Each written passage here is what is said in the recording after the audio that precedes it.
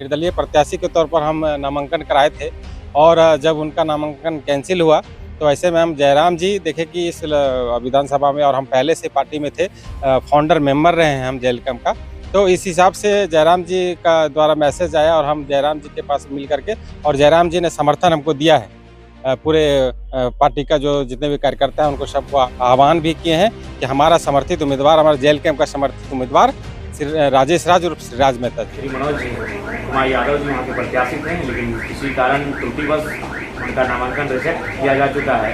और श्रीराज मेहता जी जो हमारे संगठन के ही साथी थे, लेकिन इन्होंने भी नामांकन निर्दलीय उम्मीदवार के तौर पर किया था।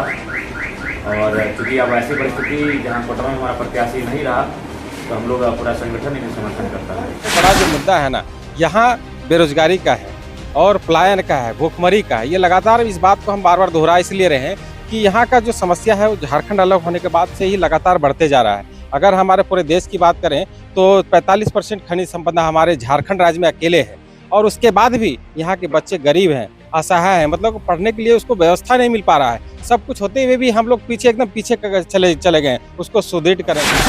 क्या आप जो जेएलकेम के प्रत्याशी थे मनोज यादव जी, उनसे मिले हैं क्या? उनसे भी समर्थन मांगा है? सिंबल हमको ये हेलमेट छाप मिला है।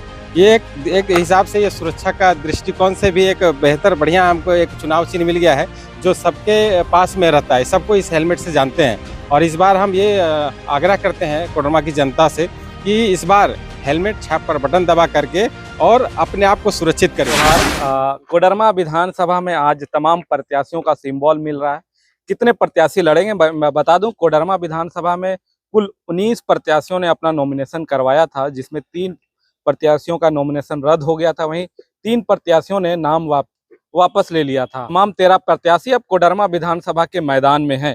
हमारे साथ एक निर्दलीय प्रत्याशी हैं श्री राज मेहता जी, जिन्हें जेएलकेम का जो प्रत्याशी था यहाँ पे, जिनका नॉमिनेशन रद्द हो गया, मनोज यादव जी, आज खुद जयराम महतो जी से मिले हैं आप, और उनका भी समर्थन प्राप्त हुआ है आपको। क्या कुछ कहेंगे सबसे पहले? सबसे पहले आपके चैनल के सभी दर्शकों को जोहार, नमस्कार।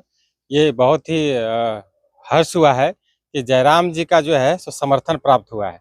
अगर मान लीजिए कोई ना कोई शक्ति था जो हमको आगे करने के लिए अपनी आशीर्वाद हमको मिल रहा था, और ऐसे में अगर निर्दलीय प्रत्याशी के तौर पर हम नामांकन कराए थे, और जब उनका नामांकन कैंसिल हुआ तो ऐसे में हम जयराम जी देखे कि इस विधानसभा में, और हम पहले से पार्टी में थे, फाउंडर मेंबर रहे हैं हम जेएलकेम का। तो इस हिसाब से जयराम जी का द्वारा मैसेज आया और हम जयराम जी के पास मिल करके, और जयराम जी ने समर्थन हमको दिया है।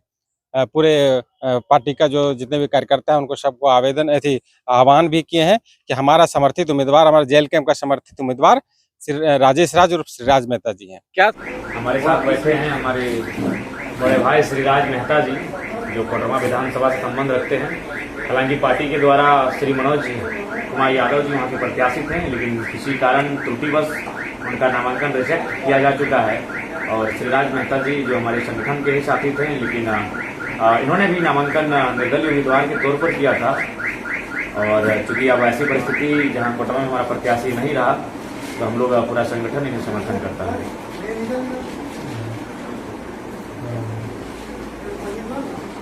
क्या सिंबल मिला है? सिंबल हमारा जो कोडरमा विधानसभा जो हमारा है वो सिंबल हमको ये हेलमेट छाप मिला है।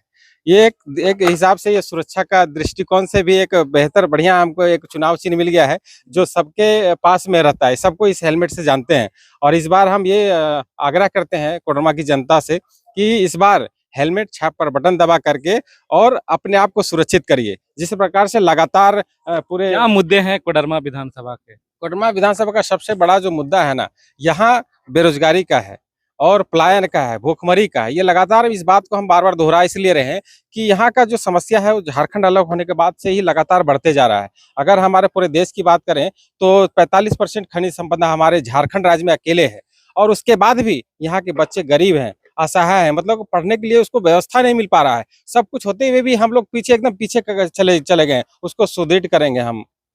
क्या आप जो जेएलकेम के प्रत्याशी थे मनोज यादव जी, उनसे मिले हैं क्या? उनसे भी समर्थन मांगा है आपने? हाँ, उनसे हमने निवेदन आग्रह किया है कि हम दुख हुआ है इस बात का कि उनका नामांकन रद्द हुआ है, चाहे जिस कारण से भी हुआ हो।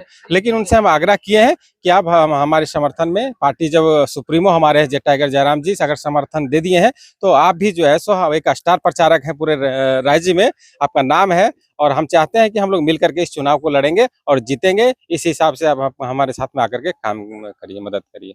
यही जेबी केसेस जो आप पुरानी वाली जेबी केसेस नहीं, नए वाली जेबी केसेस की हम बात कर रहे हैं, संजय मेहता उसके भी प्रत्याशी हैं और उन्हें कैची छाप मिला है, कोई मिसमैच तो नहीं होगा आप लोगों में?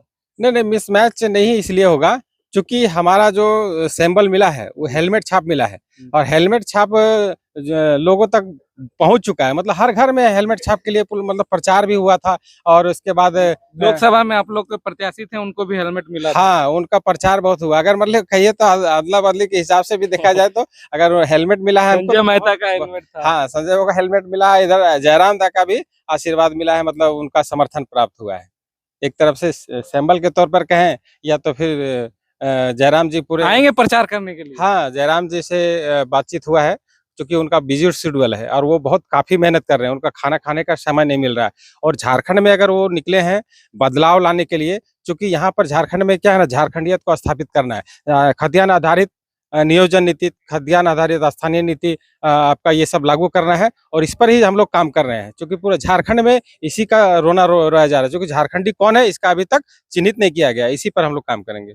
कभी आप जेल कैंप से बागी हो जाते हैं तो कभी समर्थन मांगने चल जाते हैं, क्या है ये? नहीं देखिए, जेल कैंप हमारे दिल में था और दिल में है और आगे भी रहेगा। क्योंकि हमको ऐसा लगा था कि यहाँ का पब्लिक का डिमांड था कि नहीं, अगर मान लीजिए जो फॉर्म भरे थे ना उस हिसाब से अगर जिनका फॉर्म भरा गया था, जो अगर गाइडलाइन जेल कैंप जयराम हाँ, आदि ने खुद जारी किया था, उस हिसाब से जो फॉर्म भरवा फॉर्म भरे रहे थे थे उनको अगर किसी में एक को चुन लेते तो हमको निर्दलीय नहीं आना पड़ता। आप आते लेकिन ही नहीं। लेकिन जब फिर भी उसके बाद भी हमारे यहाँ जो युवा लोग हैं, कोडरमा के माता बहन है, जो हमको चाह रहे थे कि नहीं ये लड़का युवा है और हम जनता के बीच में रहा है और ये काम भी बढ़िया करेगा, तो उनके ही कहने पर हम मैदान में आए हैं, उनका ही आशीर्वाद प्राप्त है पूरे। क्या क्या आग्रह करेंगे युवाओं से, खासकर है कि जयराम महतो जी जेल कैंप जो पार्टी है उनके युवा और छात्र काफी अट्रैक्टिव है। हाँ, युवाओं से आग्रह करेंगे ये कि हम लोग कंधा से कंधा मिलाकर चलेंगे। क्योंकि अगर जो पढ़ लिख करके युवा जो अगर अभी नौकरी लेने के लायक हो गए हैं, उनको नौकरी ना दे करके किसी दूसरे लोग को पैसा पर नौकरी बेच दिया जाता है, उस पर हम लोग विराम लगाएंगे। क्योंकि युवा लोग चाहता है रोजगार, तो उस रोजगार पर हम लोग काम करेंगे। बेरोजगारी एकदम जीरो कर देंगे हम लोग, इसी पर काम कर रहे हैं। चलिए, ये श्री राज मेहता जी हैं जो निर्दलीय फॉर्म तो भरे थे लेकिन जयराम महतो का समर्थन इन्हें मिल गया है और इनका चुनाव चिन्ह मिला है हेलमेट छाप। तो चलिए अब देखते हैं इन्हें जनता कितना सपोर्ट करती है और समर्थन देती है। तब तक के लिए देखते रहिए द न्यूज़ खजाना। जोहार।